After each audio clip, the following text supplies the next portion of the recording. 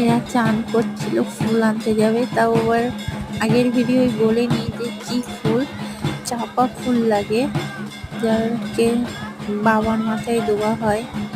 মহাদেব, আমাদের ভোলে বাবা, বাবার বাবা ভোলে বাবা, ওনার মাথায় চাপানো হয় চাপা ফুল, যা দিয়ে